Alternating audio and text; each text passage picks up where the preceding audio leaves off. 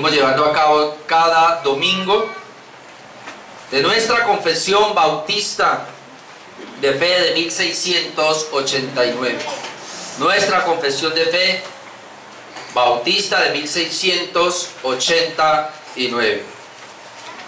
Hoy, con la ayuda del Señor, quiero terminar este capítulo número 19 de la ley de Dios. De la ley de Dios. Ya hemos visto 4 párrafos y bueno, también te invito para terminar, hermanos, estos 3 párrafos finales. Habíamos visto párrafo número 1, la ley dada en la creación, que se conoce como la ley moral que se le dio a cada ser humano.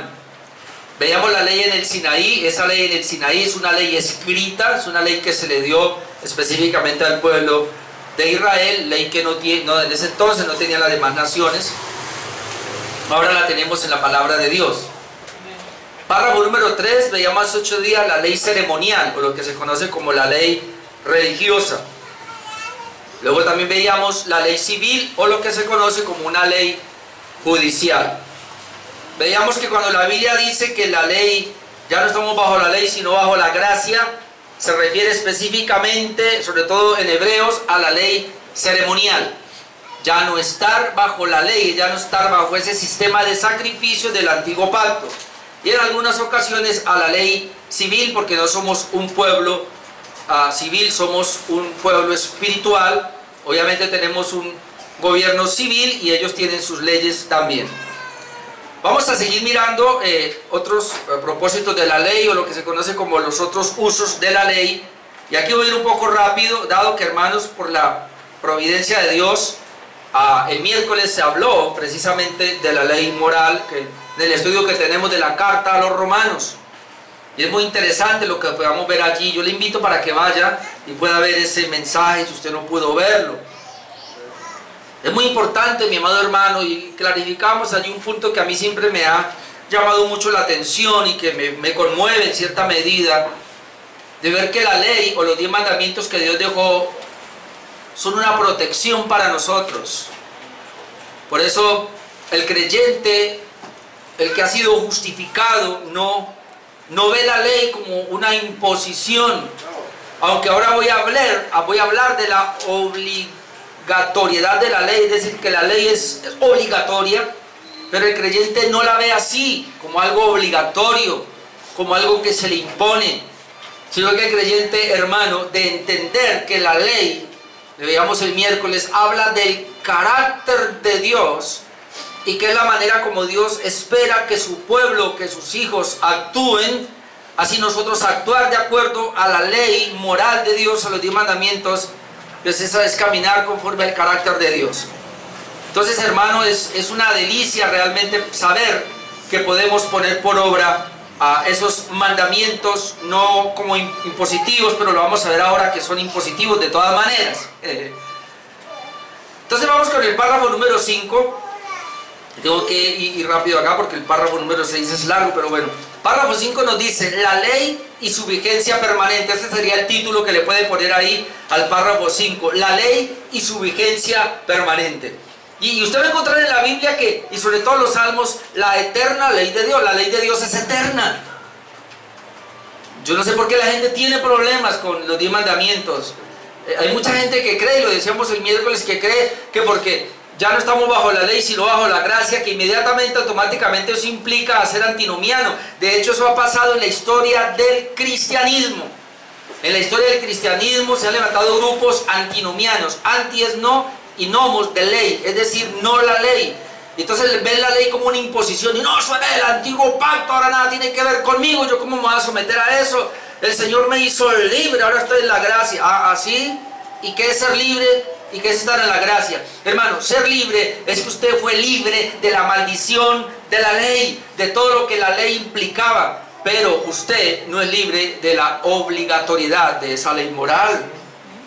Entonces el párrafo número 5, eso es lo que nos enseña, dice: la ley moral obliga para siempre a todos. Ahí entran todos, son todos, creyentes o no creyentes, tanto a los justificados como a los demás, es decir, a los no justificados. les obliga a que se la obedezca. Y esto no solo en consideración a su contenido, sino también con respecto a la autoridad de Dios, el Creador, quien la dio. Tampoco Cristo en el Evangelio en ninguna manera canceló esta obligación, sino que la refuerza considerablemente. Entonces, precisamente este párrafo surge por los antinomianos, porque en ese entonces estaba levantando un grupo paralelo a la Reforma, antinomianos, que decían: hemos sido libres de la ley. Cristo cumplió la ley, pare de contar, usted no debe cumplirla, hermano. Pero créame que hoy día hay gente así.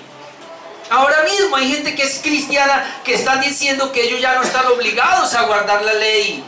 Así que este párrafo es hecho precisamente pensando en el antinomiano, en aquel que dice que no está obligado a guardar la ley. Ahora, otra vez, hermano, tú no estás obligado a guardar la ley ceremonial, tú no estás obligado a guardar la ley civil, pero sí estamos obligados todos a guardar la ley moral de Dios, porque esa ley moral de Dios me habla del carácter de Dios, y esa ley moral de Dios es eterna, como lo veíamos hace 8 días y ahora el miércoles. Entonces vamos con la primera sesión, la obligatoriedad de la ley. La primera sesión pudiéramos llamarle la obligatoriedad de la ley, es decir, la ley moral obliga para siempre a todos, obliga para siempre a todos, tanto a los justificados como a los demás, a que se la obedezca, a que se la obedezca. Ahora, la confesión nos da varios textos. El primer texto, vamos a ir, yo los tomo, bueno, tomo 3. Primero, 1 Timoteo 1, 8 al 11. Usted puede encontrar esto, 1 Timoteo 1, 8 al 11, donde dice: pero sabemos que la ley es buena. La ley de Dios es buena si uno la usa legítimamente. Y aquí está hablando de la ley moral. Conociendo esto, ahora, ¿por qué sabemos que es la ley moral? El contexto nos dice, siempre el contexto nos dice a qué ley se refiere. Conociendo esto, que la ley no fue dada para el justo. ¿Sabe? Yo una vez hablaba con alguien y me hablaba mire, la ley no fue dada para el justo, yo ya soy justo. Hermano, nosotros hemos sido justificados, pero no somos justos, en el sentido de que todavía quebrantamos la ley. Ahora, si usted no peca, entonces usted no quebranta la ley, usted es justo. Pero yo no soy justo, yo soy justificado por la gracia de Dios en Cristo Jesús. Soy declarado justo. ¿Ve la diferencia? Hermano, mire la diferencia. Tú y yo no somos justos, tú y yo somos declarados justos. ¿Ve la diferencia? Hay una declaración de justicia para nosotros por la obra de Cristo. No hay una imputación, digámoslo en ese lado, digamos, de justicia. Es decir, como que algo a usted lo hizo justo y lo selló y usted es justo ahora. No, usted es declarado justo. Entonces dice aquí, conociendo esto, que la ley no fue dada para el justo, sino para los transgresores y desobedientes. Yo no sé si usted entra ahí, pero yo ahí entro. Para los impíos y pecadores, para los irreverentes y profanos, para los patricidas y matricidas, para los homicidas, para los fornicarios, para los sodomitas, para los secuestradores, para los mentirosos y perjuros, y para cuanto se oponga a la sana doctrina, según el glorioso evangelio del Dios bendito que a mí me ha sido encomendado. La ley es buena y la ley fue dada para el pecador.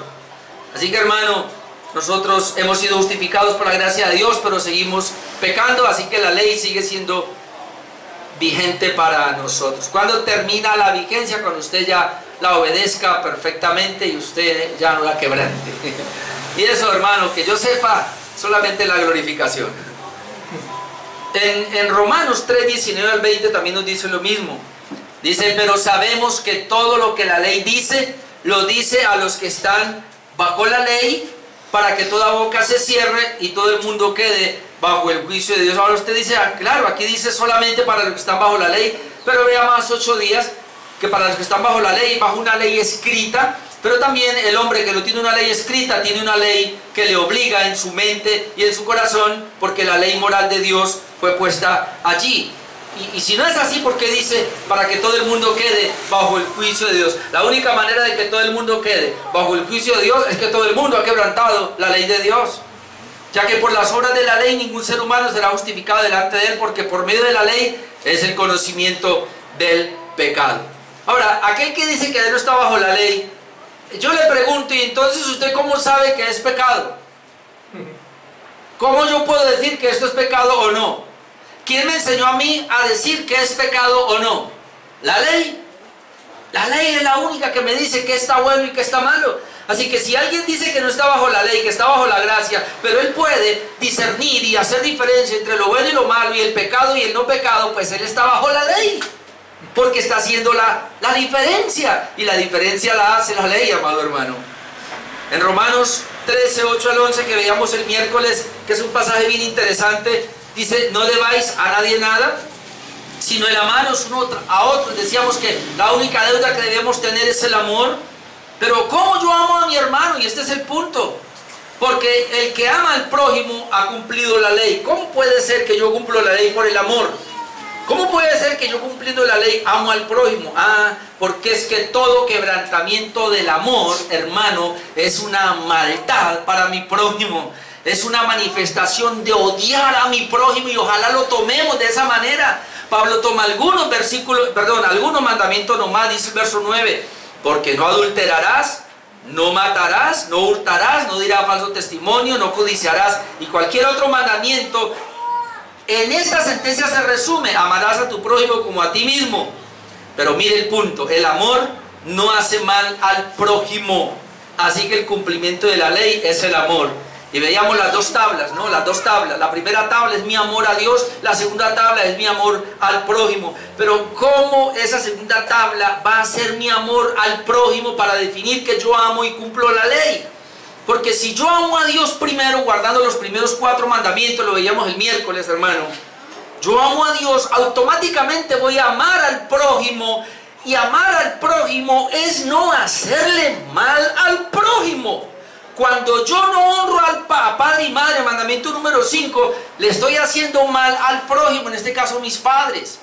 Cuando yo mato, le estoy haciendo mal al prójimo, porque estoy quitándole la vida a un ser humano, y a toda su familia le estoy haciendo mal, a la misma sociedad.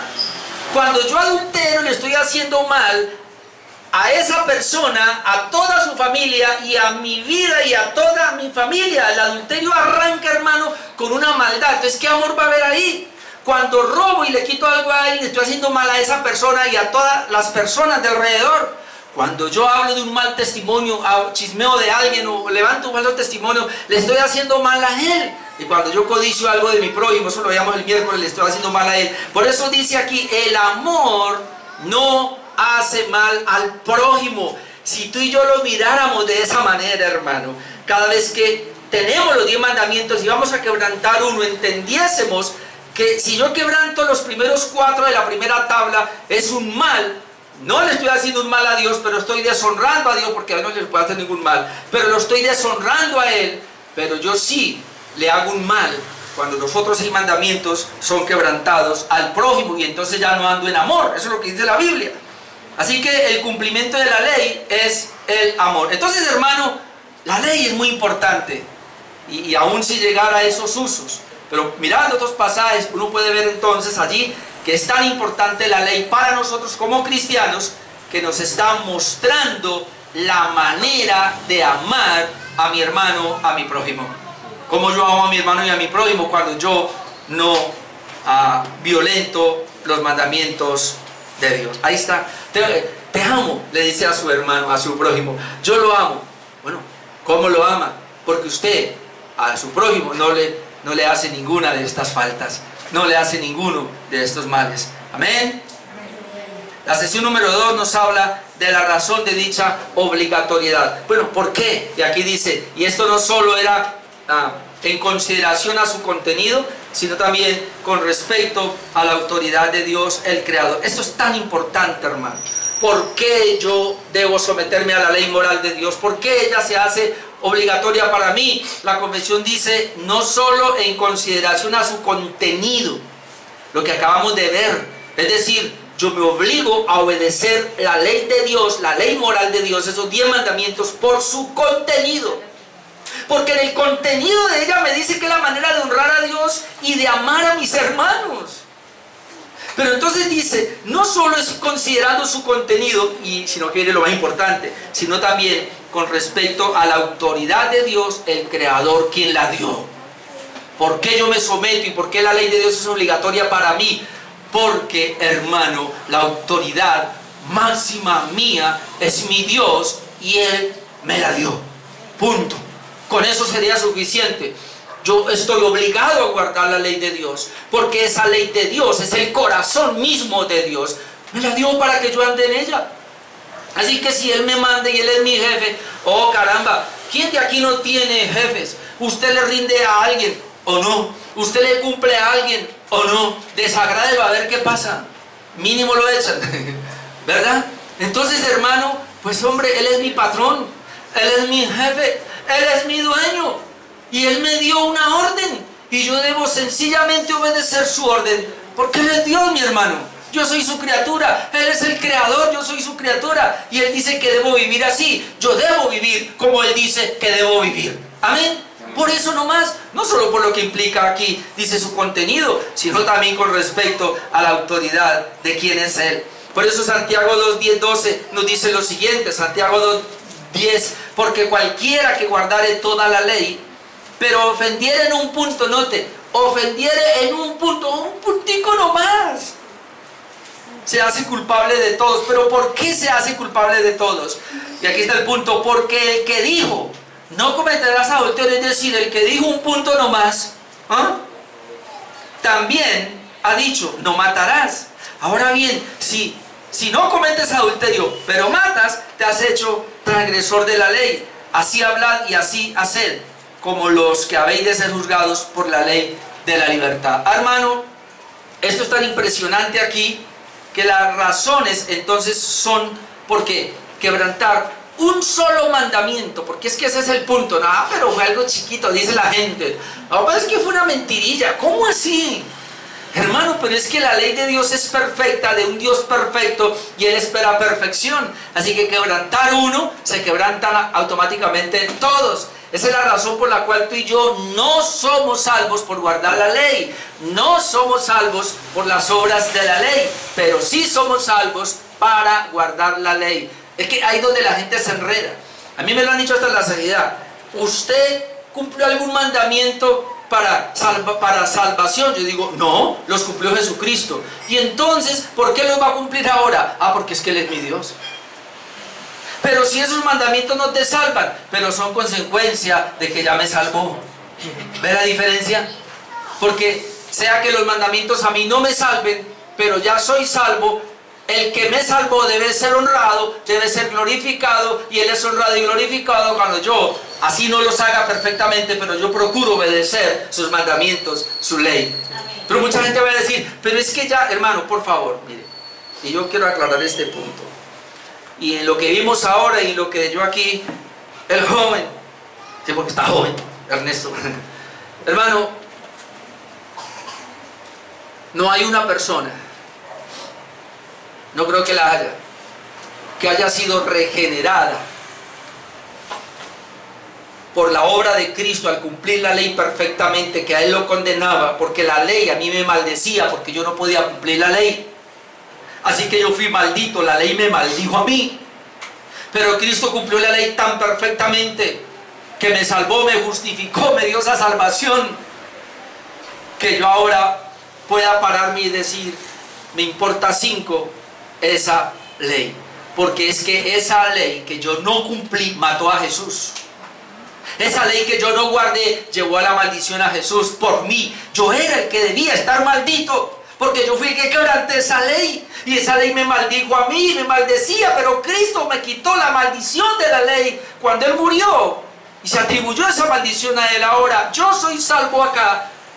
Y si Cristo fue maldito por mí, porque Él tenía que cumplir la ley perfectamente, y además Él tenía que morir por mí, porque yo no la pude cumplir. Ahora que me ha salvado, me entrega la ley, voy a decir que no la voy a cumplir, hermano. Eso no es entender la salvación. Eso no es entender la redención. Es más, quien piense así, dudo de que sea salvo. El Salmo 19, 7 al 10. Yo no sé si tenían más iluminación los del antiguo, por lo menos el salmista. El Salmo 119, mire lo que él dice. Versículo 7, ojalá lo tenga. Salmo 19, 7. Mire esto, hermano, por favor. Yo encontré, aquí hay 6 características de la ley de Dios. Dice, la ley de Jehová es perfecta, que convierte al alma. Luego dice, el testimonio de Jehová es fiel. ¿Ve? Que hace sabio el sencillo. Luego dice, los mandamientos de Jehová son rectos, que alegran el corazón. Luego dice, el precepto de Jehová es puro, que alumbra los ojos. Luego dice, el temor de Jehová es limpio, que permanece para siempre. Y luego dice, los juicios de Jehová son verdad, todos justos. El salmista le da 6 características a la ley moral, a la ley de Dios, y los levanta, que al final mire lo que dice, versículo 10. Por eso yo digo, cuando alguien tiene, digamos, esta noción o esta percepción de la ley de Dios, que es pura, que es perfecta, y da estas descripciones, puede llegar al verso 10, donde dice, deseables son más que el oro, y más que mucho oro afinado. Él las ve como un deseo de su corazón. Luego dice, y dulces, más que miel, y que la que destila del panal.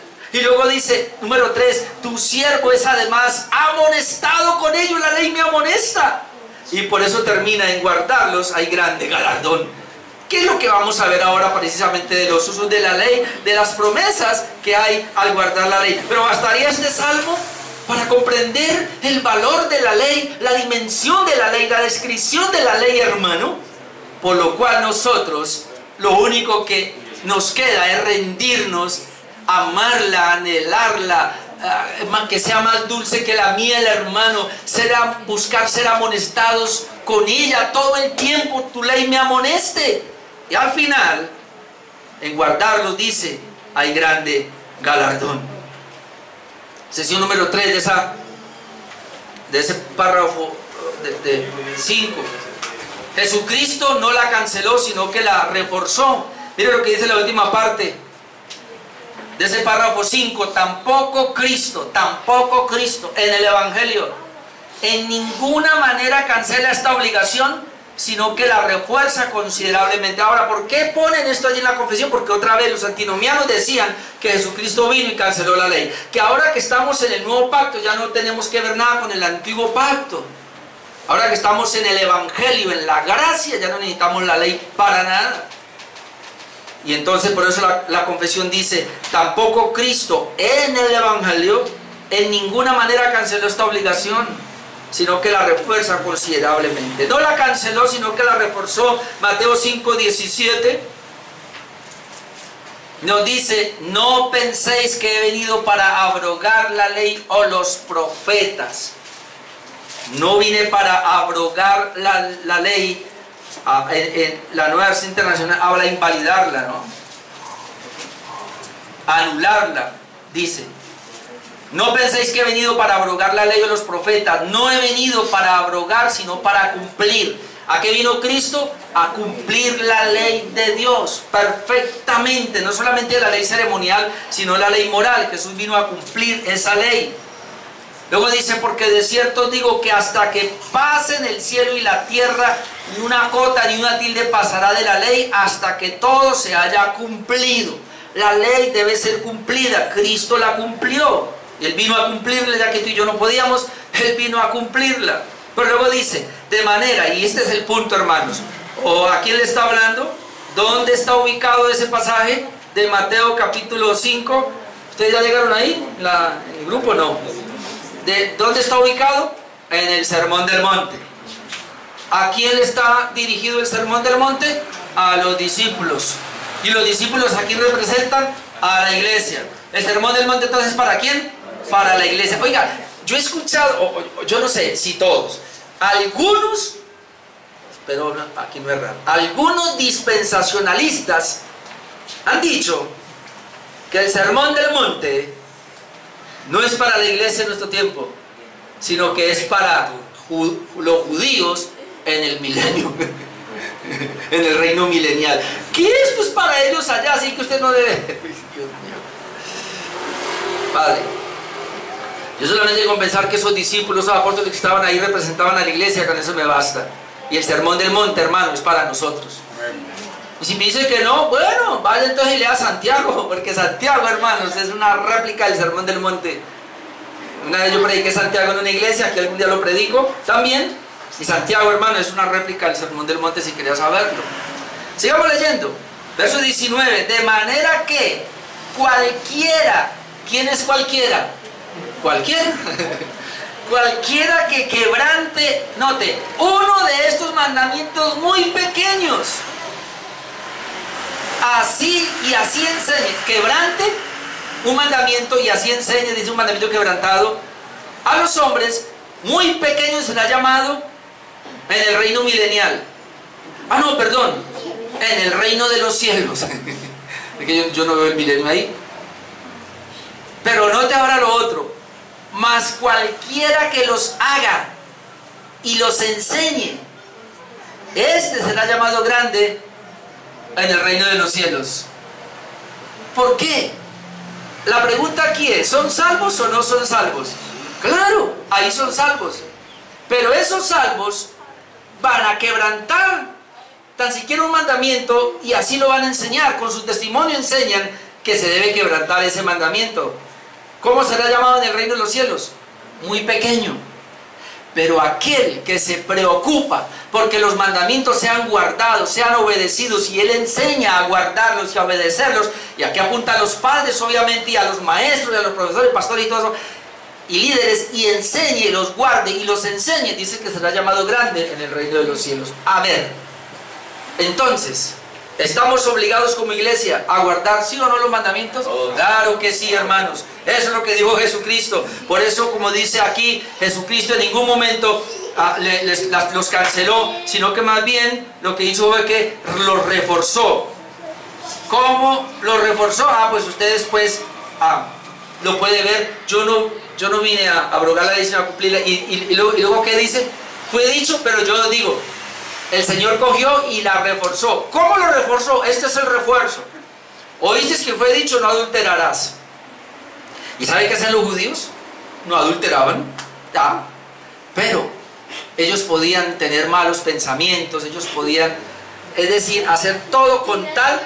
Ellos llegaron que tenía que hacer el rito como tal, es decir, si yo puedo coger a una mujer y aún tocarla totalmente y tener lo que sea con ella, pero si, perdone, pero si no la penetro, yo no he adulterado. Más o menos era la idea.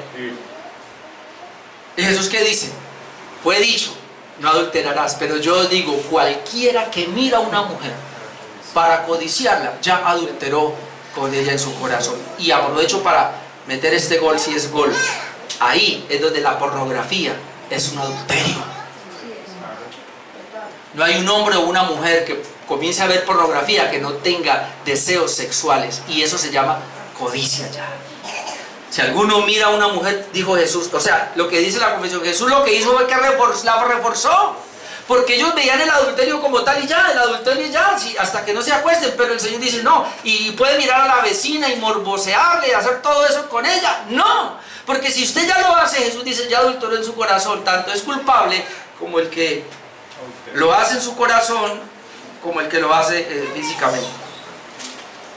De Romanos 3:21, hablando pues de este refuerzo de la ley, Pablo pregunta, ¿luego por la fe invalidamos la ley? Y él que dice, en ninguna manera, sino que confirmamos la ley. ¿Qué hacemos nosotros? Confirmamos la ley cuando la obedecemos. Es decir, la ley tiene un propósito, tiene un fin, nosotros venimos y la confirmamos. Romanos 6:15, Pablo vuelve y pregunta, ¿qué pues? ¿Pecaremos porque no estamos bajo la ley sino bajo la gracia? ¿Qué dice? En ninguna manera. Ahora, ojo aquí, cuando él dice que pues pecaremos, ¿cómo se peca? Quebrantando la ley. En otras palabras, quebrando la ley, hermano, lo que pasa es que a veces nosotros nos falta como un poquitico de pensar mejor. Pero cuando dice aquí que pues pecaremos, lo que él está diciendo aquí en otras palabras es que pues quebranto yo la ley porque no estoy bajo ella, sino bajo la gracia. ¿El qué dice? En ninguna manera, porque el pecado es infracción de la ley. Es decir, usted no conoce el pecado, como ya vimos, si no conociera la ley y que esta fue quebrantada. Párrafo número 6, hermano, porque el tiempo corre. Quiero terminar estos 3. Yo me hubiera podido quedar en el párrafo número 6, hermano, pero voy a avanzar acá un poco. El párrafo número 6 lo podemos titular como la descripción de las funciones o usos de la ley. Las descripciones de la ley o las funciones o los usos de la ley. Es más, usted puede buscar y va a encontrar los usos de la ley. ¿Cuál es el propósito de la ley? ¿Para qué Dios nos dejó la ley? Pero aquí están los usos de la ley.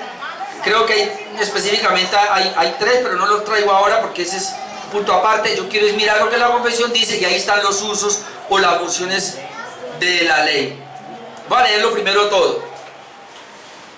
Aunque los verdaderos creyentes no están bajo la ley como pacto de obras para ser por ella justificados o condenados, sin embargo, esta es de gran utilidad tanto para ellos como para otros, en que como regla de vida les informa de la voluntad de Dios y de sus deberes, les dirige y obliga a andar en conformidad con ella, les revela también la pecaminosidad, la pecaminosa contaminación de sus naturalezas, corazones y vidas, de manera que al examinarse a la luz de ella, pueden llegar a una convicción más profunda de su pecado, a sentir humillación por él y odio contra él, junto con una visión más clara de la necesidad que viene de Cristo y de la perfección de su obediencia. También la ley moral es útil para los regenerados a fin de restringir su corrupción en cuanto que prohíbe el pecado, y sus amenazas sirven para mostrar lo que sus pecados todavía merecen y qué aflicciones pueden esperar por ellos en esta vida, aun cuando estén libres de la maldición y el puro rigor de la ley. Asimismo, sus promesas manifiestan a los regenerados que Dios aprueba la obediencia y cuáles son las bendiciones que pueden esperar por el cumplimiento de la misma, aunque no como si se les deba por la ley como pacto de obras, de manera que si alguien hace lo bueno y se abstiene de hacer lo malo porque la ley le manda lo uno y le prohíbe lo otro, no por ello demuestra que se encuentra bajo la ley y no bajo la gracia. En pocas palabras, hermano, aquí nos habla de los usos de la ley.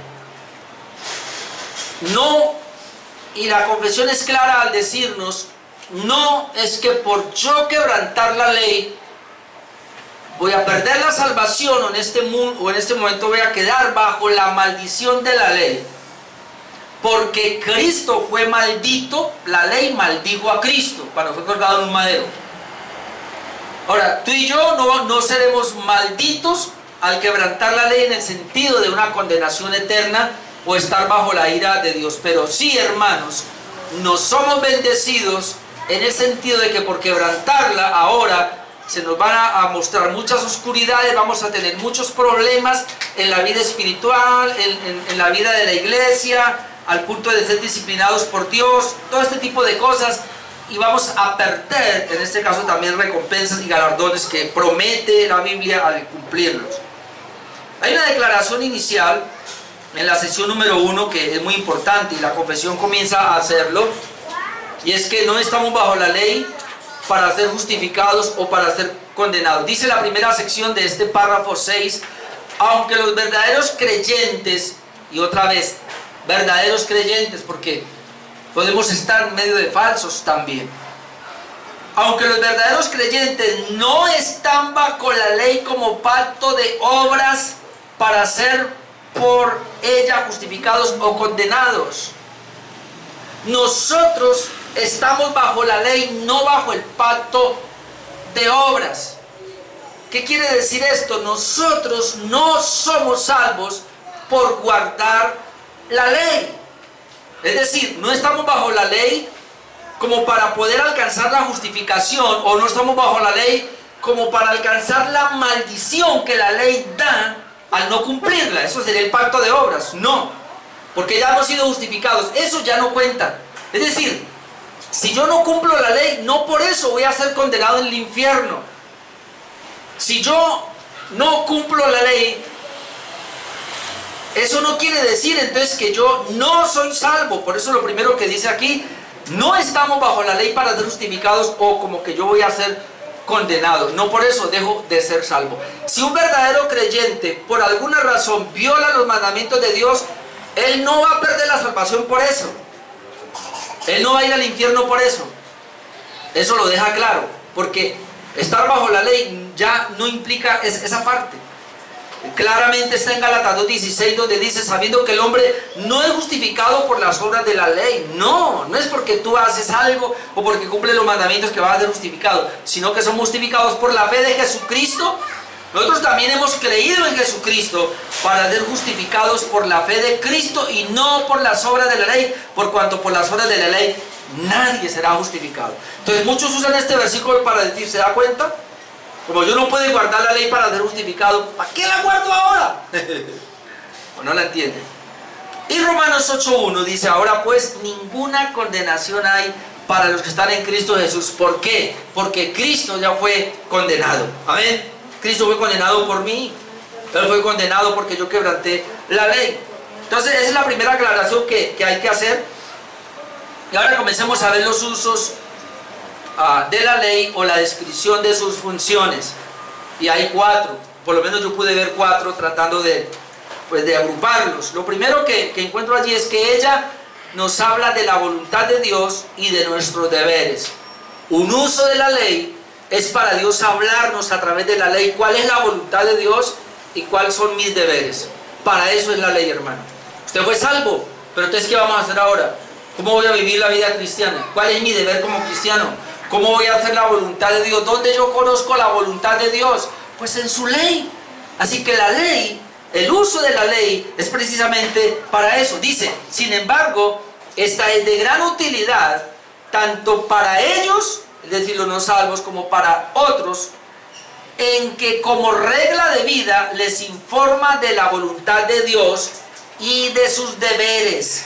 Les dirige y obliga a andar en conformidad con ella. Aquí esto no solo es para creyentes, es para impíos, hermano.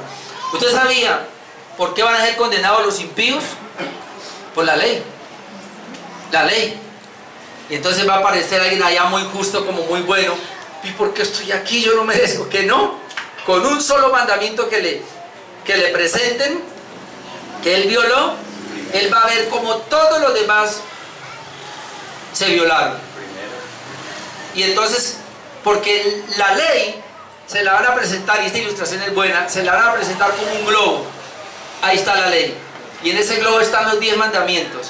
Y alguien va a decir, sí, pero es que ese está aquí, ese sí merece estar aquí porque los violó todos, mire. Y entonces otro dice, yo escasamente uno, y eso que fue una mentirita pequeña que hice. Entonces lea, él dice, ahí dice, no dirás falso testimonio, mentiste, ¿no? ¿Qué pasó con esa mentirita suya? Entonces le pasa un alfiler y hace y lo pincha. Quebrantó todo. Para explotar el globo no necesitan 10 pinchazos. Con uno solo tiene. Para ir al infierno necesita quebrantarlos todos. Aunque hermano, quebrantar uno es quebrantarlos todos. Y si la gente se hace un examen verdadero, nos hemos quebrantado todos y hasta más. Así que es impresionante esto. Entonces lo primero que vemos es que ella nos habla obviamente de la voluntad de Dios y de nuestros deberes. La Biblia dice en el Salmo 119, 1 al 8, lo leo, bueno, ya lo leyó acá, ¿verdad? Entonces solamente el verso 4, tú encargaste que sean muy guardados tus mandamientos. Es un encargo de Dios que dejó. Verso 7, te alabaré con rectitud de corazón cuando aprendiere tus justos juicios. ¿Cuándo yo voy a ser recto y alabar a Dios como es debido? Cuando yo comprenda los mandamientos de Dios. Número 2. Otros usos o funciones de la ley es que revela nuestra pecaminosidad y necesidad de un genuino arrepentimiento. Esto es bueno. Porque la ley no solamente fue dada para cuando yo era un impío, que ella me mostró cuán pecador soy, me mostró la imposibilidad de cumplirlos y me llevó a Cristo, sino que ahora Dios me deja la ley como cristiano para saber cuándo es que yo estoy fallando y cuándo necesito yo arrepentirme, y me lleva a un genuino arrepentimiento. Es decir, la ley va a mostrar en mi necesidad de arrepentirme. ¿Me explico? Usted viene a un culto como hoy, y si Dios no hace una obra en usted de despertar una conciencia que al salir de aquí todos podamos decir: necesito corregir ese punto, me arrepiento, Señor, porque he hecho mal.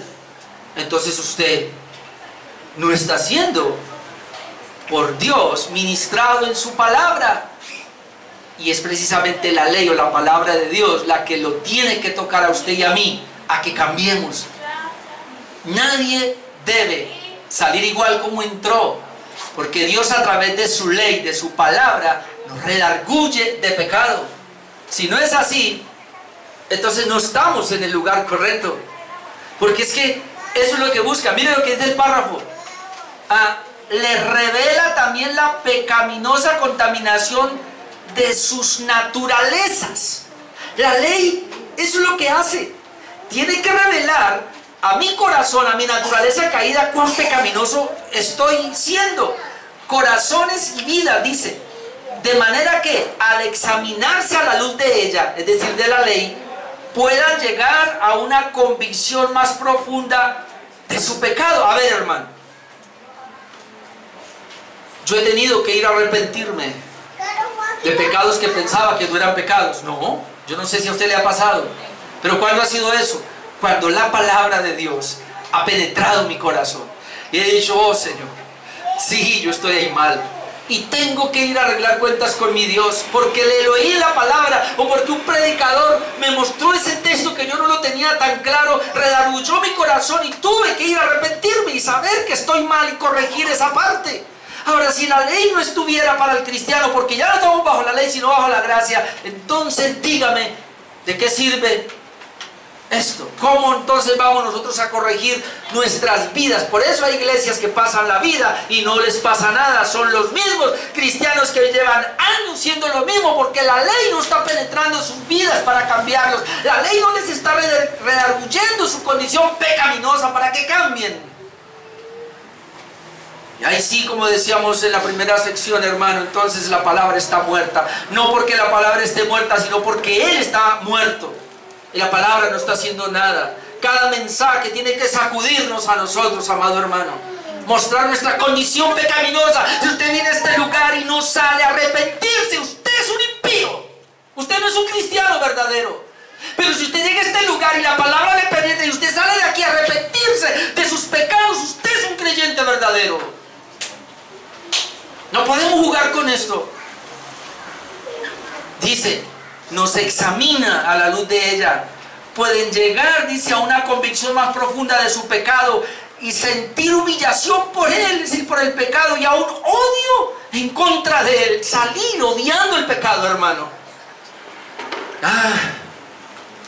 Si usted cae en un pecado, hermano, y usted no lo odia, déjeme decirle que va a volver a caer en él. Pero la manera de no caer en él es salir aborreciéndolo, llegar al punto de odiarlo. Que yo no quiero eso en mí, porque además de que ofende a Dios, me va a traer a mí problemas. Pero es que si fuera solo a mí, tú y yo tenemos cola. Y afectamos a nuestro cónyuge, afectamos a nuestros hijos, afectamos a nuestra familia. Oh, si tan solamente nos detuviéramos 5 minutos a pensar, o 5 segundos antes de cometer un pecado, que eso trae cola, no lo haríamos. Luego dice, no solamente debería humillarnos a sentir odio por el pecado, sino que junto con una visión más clara de la necesidad que tienen de Cristo, es decir, la ley me tiene que llevar a que yo necesito más a Cristo en mi diario vivir, y de la perfección de su obediencia, que necesito perfeccionar la obediencia a mi Dios. A eso me tiene que llevar la ley. Hay unos pasajes, yo creo que Romanos 7 lo dice todo. Romanos 7:7 dice, ¿qué diremos pues? La ley es pecado en ninguna manera, pero dice Pablo, pero yo no conocí el pecado sino por la ley, porque tampoco conociera la codicia, si la ley no dijera, no codiciarás. Es decir, Pablo dijo, mientras yo miraba la ley me daba cuenta cuán pecador era. Es decir, he sido tan pecaminoso, pero yo no lo sabía. ¿Pero cómo lo supe? Cuando leí la ley de Dios. Por eso somos muy pecadores nosotros. Pero ¿por qué no vemos casi los pecados en nosotros? Porque la ley de Dios no está en nuestras vidas. Cuando esa ley de Dios comience a estar en nuestras vidas, comenzaremos a ver cuán pecadores somos, y nos va a llevar a humillarnos, a arrepentirnos y a pedir perfección. Amén. Versículo 14, Pablo dice, Porque sabemos que la ley es espiritual. Yo soy carnal vendido al pecado. Tienen que saber eso. Tú eres un carnal como lo soy yo, pero la ley es espiritual y la necesito. Dice el versículo 21, el mismo Romanos 7, así que queriendo yo hacer el bien, hallo esta ley, que el mal está en mí. ¿Cómo me doy cuenta que el mal está en mí? Pues al estudiar la ley. Por eso el 24 me tiene que llevar al 24, miserable de mí. ¿Quién me librará de este cuerpo de muerte? Ahí tenemos que llegar. ¿Quién me librará de este cuerpo de muerte? Y entonces volvemos otra vez a Cristo, hermanos. Número 3, la ley sirve como freno. Ya lo he dicho en todo lo que pero acá, porque es que nosotros, uno de los usos de la ley que hemos dicho acá, de la gracia común de Dios, es que Dios le permitió la ley al impío y le sirve como freno para que no peque más allá de lo que pudiera pecar. Los mismos impíos que no conocen el Evangelio, ellos tienen una ley en su mente y ellos no van más allá porque hay cierto temor. Pero a nosotros, dice acá, que nos sirve como freno, nos sirve como restricción de nuestro pecado. Y a través de las amenazas y las consecuencias. Mi amado hermano, otra vez, 5 segundos, parémonos antes de pecar, antes de quebrantar un mandamiento, porque allí la ley, el mandamiento nos va a frenar y va a evitar las amenazas que dice la ley que me van a pasar, y va a evitar las consecuencias, hermano. Este servidor que está aquí sabe qué son las consecuencias de un pecado. Tal vez usted no. Que cuántas veces tenía yo que llorar y decirle: Señor, por favor, ¿por qué cabeza dura lo tenía que hacer? Si tan solo hubiera pensado por un momento el mundo que se me venía encima, las consecuencias trágicas y terribles que se me venían encima, no lo hubiera hecho. Por eso,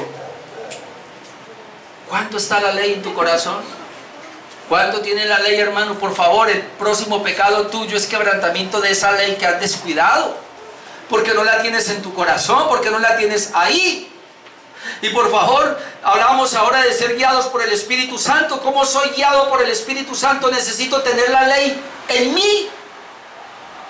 Yo no sé usted cómo está tomando los devocionales, pero que cada mañana, así 2 o 3 capítulos que tenemos de la lectura, usted los pueda leer y encuentra ahí, ya está, Señor, o el mensaje de hoy para esta semana, ahí está, Señor, lo voy a llevar. Hermano, no pecaríamos, no quebrantaríamos la ley si la tuviéramos así. Si entendiéramos las amenazas y las consecuencias. Miren lo que dice la confesión ahí. También la ley moral es útil para los regenerados a fin de restringir su corrupción. En cuanto a que prohíbe el pecado, restringe cuando prohíbe el pecado. Dice, y sus amenazas sirven para mostrar lo que sus pecados todavía merecen.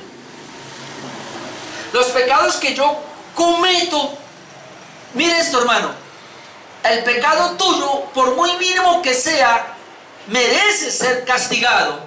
Y el castigo es la pena de muerte eterna en el infierno.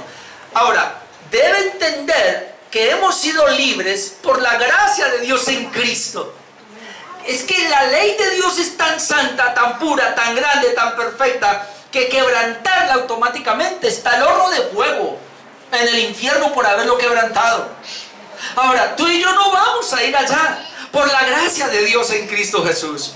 Pero eso no implica que yo no tenga que recibir castigo. Ahí dice, oh, yo cometo un pecado, un ejemplo, hablemos suave. Una mentirita, es lo que dicen que es suave. Una mentira. Entonces, ¿qué? No, tan chévere, ¿no? Ah, Cristo, moriste por mí. Moriste por mí en la cruz por esa mentira, así que gracias, Señor. Así. ¿Y por qué no pensamos la consecuencia de esa mentira? Que era esa mentira, si no hubiera estado Cristo, era la eternidad en el infierno. ¿Por qué no pensamos así? Por eso muchas veces la Biblia nos habla de esas amenazas y nos habla de esas consecuencias para que yo perciba por un momento. Yo esta mañana percibía de esa manera y yo tuve que decirle, Señor, otra vez, y ahí como que me freno. Yo estoy aquí y decía, Señor, yo soy salvo, soy un vaso tuyo, voy a predicar tu palabra ahora. ¿Pero por qué? ¿Por qué no el otro? Y esos otros que van al infierno porque no se quieren arrepentir y van al infierno. ¿Por qué yo, Señor? Y lo único que encuentro es porque yo tuve misericordia de ti y no de él. Y esa misericordia está en él. Y entonces, ¿por qué yo ahora, hermano, voy a despreciar la misericordia que Dios tuvo conmigo para no consagrarle mi vida en santidad y en servicio? ¿Por qué entonces voy a vivir una vida como tan chabacana si el Señor, si estoy aquí no por mí, sino por la gracia de Él, que hubiera podido ser el otro que va rumbo al infierno? Cuando yo veo que una persona no responde en fe y le predico no el evangelio, y los he tenido aquí y luego salen de aquí hablando tontadas que no son del evangelio, yo lo que puedo decir es: y entonces, Dios, no tuviste gracia de él. Pero esto va lo mismo cuando una persona cae en un terrible pecado, y entonces lo voy a juzgar o voy a decir: Señor, ¿y yo por qué no caí en él? ¿Acaso no es la misma gracia, la misma misericordia que tuvo conmigo? Así que tú y yo no fuimos más allá, ni hemos pecado más allá, por la gracia de Dios y la misericordia que ha tenido conmigo. Amén. Les cuento, esta semana bajaba como loco del kilómetro 18. Y cuando venía por aquí llegando, se reventó, hermanos, el asiento y caí al suelo. Fácilmente yo pudiera decir, porque llegaron pensamientos: Dios, pero ¿por qué no me guardaste? Y me caí.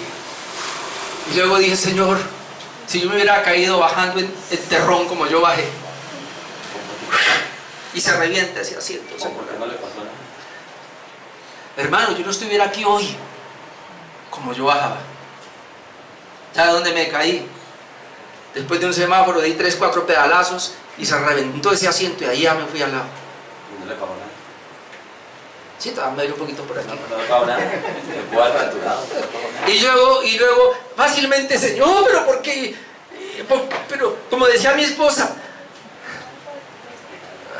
perdone ahí, pero dice, y yo entiendo a mi esposa, pero ¿por qué siempre te has caído? Que su hermano no se cae, los demás no se caen, usted sí. Entonces yo le digo: Señor, tú tienes gracia de mí. Obviamente yo sé que algunos me dirán: oh, Dios le está hablando, frene, ya no monte más. ¿Por qué no me fracturé? ¿Por qué me caí? No me fracturé. Pero entonces yo le digo eso, pero yo digo: Señor, gracias, Señor. Yo me imagino esa caída. Imagínese bajando terrón, yo me solté. Uy, yo me imagino esa caída. Dios mío. Pero ahí nomás, donde me había fracturado. ¿Por qué? Por la gracia de Dios, hermano. Porque a usted no le pasó lo que a otro le pasó. Usted va: pero no tuvo gracia. Hermano, es usted Dios, yo no puedo. ¿Por qué el otro se cayó? ¿Y por qué usted no? No sé. Es usted la gracia de Dios, hermano. Y entonces, ¿qué vas a hacer? Para eso son la ley, hermano. Yo le voy a tomar 10 minutos más, hermano, qué pena. Quiero terminar acá. Santiago 2:11 dice: porque el que dijo no cometerás adulterio, también ha dicho no matarás. Es decir, el que comete se hace culpable de todos. En 1 Juan 3:4 dice que el pecado es infracción de la ley. Colosenses 3:5 al 10, miren lo que dice: haced morir pues lo terrenal en vosotros. Y ahí viene a hablar entonces qué es lo terrenal en mí: fornicación, impureza, pasiones desordenadas, malos deseos, avaricia, que es idolatría.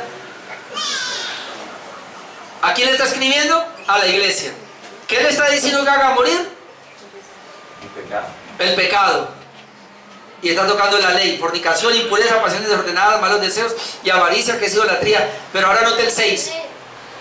Note el 6. Cosas por las cuales la ira de Dios viene sobre los hijos de desobediencia. Ah, no. Usted va a decir: yo era hijo de desobediencia, ahora soy ¿qué? Hijo de obediencia. ¿Seguro? Espiritualmente eres hijo de obediencia por Cristo, pero en tu práctica, así que si en la práctica somos desobedientes, así no sea para condenación, somos hijos de desobediencia y la ira de Dios no está encima de nosotros. Ahí lo dice. cosas por las cuales la ira de Dios viene sobre los hijos de desobediencia. Escuche, en las cuales vosotros también anduvisteis en otro tiempo, cuando vivíais en ellas, pero ahora dejad también vosotros, y aquí entra, todas estas cosas. ¿Cuáles? Ira, deje eso, ira, enojo, malicia, blasfemia, palabras deshonestas de vuestra boca. No mintáis los unos con los otros, habiendo despojado del viejo hombre con sus hechos, y habiendo revestido del nuevo, el cual conforme a la imagen del que lo creó, se va renovando hasta el conocimiento pleno. ¿Hay o no hay progreso en la vida cristiana? ¿Hay o no hay crecimiento en la santidad? Ay, que sí. Sí lo hay, hermano. Fuimos despojados del viejo hombre y se nos dio un nuevo hombre, pero ese nuevo hombre tiene que ser renovado. Constantemente va siendo renovado. ¿Y cómo se hace, hermano? Por la ley. Por la ley. A ver dónde voy aquí, porque ya. Y la cuarta, porque no he llegado al último párrafo. Es una motivación para las recompensas y bendiciones. Dice así el párrafo, para terminar, pasar al 7. Asimismo, sus promesas manifiestan a los regenerados que Dios aprueba la obediencia. Si Dios promete bendecirnos, es porque Él aprueba la obediencia. ¿Y cuáles son las bendiciones que pueden esperar por el cumplimiento de la misma, es decir, de la ley? Aunque no como si se les deba por la ley como pacto de obras, es decir, no tiene nada, no es que Dios me debe ahora porque soy obediente, porque no estoy en el pacto de obras. Es decir, si guardas la ley estás bendecido, si no la guardas estás maldito. Es decir, Deuteronomio 28 no encaja aquí, no está diciendo que es por eso. Entonces, de manera que si alguien hace lo bueno y se abstiene de hacer lo malo, por la ley, porque la ley le manda lo uno y le prohíbe lo otro, no por ello demuestra que se encuentra bajo la ley y no bajo la gracia. Porque alguien va a decir, pero si usted cumple la ley, ¿por qué? Hermano, otra vez, no porque estamos en un pacto de obras, es decir, no, yo no la cumplo porque le temo a Dios que me eche al infierno o porque guardar me da seguridad de la salvación, no es por eso, sino porque le temo a Dios en el trato, vivir conmigo, de que no lo quiero tener airado contra mí, porque Él me ha prometido unas promesas, me ha prometido unas bendiciones, y si yo no guardo la ley de Dios, esas promesas no vienen, esas bendiciones no vienen, y sí va a haber una especie de maldición o consecuencias o castigos en la vida del regenerado. Yo espero que entienda lo que estoy diciendo. No es que yo voy a perder la salvación, no, es que yo voy a perder bendiciones y promesas que Dios me ha dado, me ha prometido. ¿Dónde está eso? Mateo 5:6, bienaventurados los que tienen hambre y sed de justicia, porque ellos serán saciados. ¿Se da cuenta? Hay una bienaventuranza para los que tienen hambre y sed de justicia. ¿Qué es tener hambre y sed de justicia? Guardar la palabra de Dios, porque la justicia está en la ley, guardar la ley de Dios. Lucas 17:10, así también vosotros, cuando hayáis hecho todo lo que os ha sido ordenado, decís, siervos inútiles somos, pues lo que debiéramos hacer, lo hicimos. Entonces, no es que por hacer eso ahora estoy bajo la ley, no, es porque yo soy siervo inútil. El Señor me salvó y sigo siendo un siervo inútil, y como soy siervo inútil debo obedecerle a Él. Primera de Pedro 3, 8 al 13, finalmente sé todo de mismo sentir, compasivos, amando fraternalmente, misericordiosos, amigables, no volviendo mal por mal ni maldición por maldición, sino por el contrario bendiciendo, sabiendo que fuisteis llamados para que heredaseis bendición. Mire, yo voy a heredar bendición, porque el que quiere amar la vida y ver días buenos, es decir, bendición, refrena su lengua y sus labios de hablar engaño. Tocó una parte de la ley. Apártate del mal y haga el bien, busque la paz y sígala, porque los ojos del Señor están sobre los justos. Aquí, ¿quiénes son los justos? Los que procuran guardar la ley de Dios, y sus oídos atentos a sus oraciones. Pero el rostro del Señor está contra aquellos que hacen el mal. ¿Y quién es aquel que os podrá hacer daño si vosotros seguís el bien? En otras palabras, hermano, y lo que está diciendo Pedro es: lo mismo que está para el impío va a estar para nosotros, en pactos diferentes. Nosotros estamos en un pacto de gracia, ellos están en un pacto de obras, porque ellos todavía están en el pacto del primer Adán. Nosotros estamos en un pacto de gracia. Pero entonces, porque estamos en el pacto de gracia, el Señor no nos va a recompensar, o digámoslo, o no se va a irar para nosotros si despreciamos la ley. Claro que sí, amado hermano, porque la ley tanto allá como acá, debe ser cumplida, que es lo que estábamos mirando. Y termino con el 7, párrafo número 7, me demoró mucho. Porque el párrafo número 7 es la armonía entre la ley y el evangelio, que ya prácticamente lo dijimos. Es la armonía que hay entre la ley y el evangelio. Es decir, no hay una contradicción. Hay mucha gente que dice, usted es legalista. ¿Qué quiere decir eso? Porque la palabra legalista es vivir bajo la ley para salvación. Pero si alguien me dice que yo soy legalista porque predico la santidad, entonces no sabe qué es legalismo. Legalismo es cuando usted hace las cosas, cumple la ley para ganarse un mérito. Pero si yo guardo la ley porque amo a mi Dios, porque lo honro, porque quiero glorificarlo, hermano, además porque quiero estar bajo su bendición y no bajo su ira, Amén. porque quiero que los cielos estén abiertos, ahí sí, no cerrados, para escuchar mis oraciones, y quiero tenerlo agradado, ¿eso es ley? No, eso no es ley. Eso es gracia, eso es evangelio, hermano. Amén. Dice el párrafo número 7, la armonía entre la ley y el evangelio. Los usos de la ley, ya mencionados, ya lo dijimos, tampoco son contrarios a la gracia del evangelio, no. Sino que concuerdan armoniosamente con él. Concuerdan armoniosamente con el evangelio. Pues el Espíritu de Cristo subyuga y capacita la voluntad del hombre para que haga, note acá, libre y alegremente lo que quiere la voluntad de Dios revelada en la ley. Y este es el punto.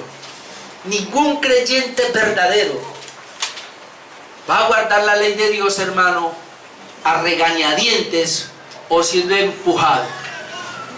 O la cumplo porque pierdo pierdo la salvación, pierdo la bendición de Dios, ¿no? Porque hay gente, no, yo diezmo porque si no diezmo estoy bajo maldición y entonces el cielo no se me abre.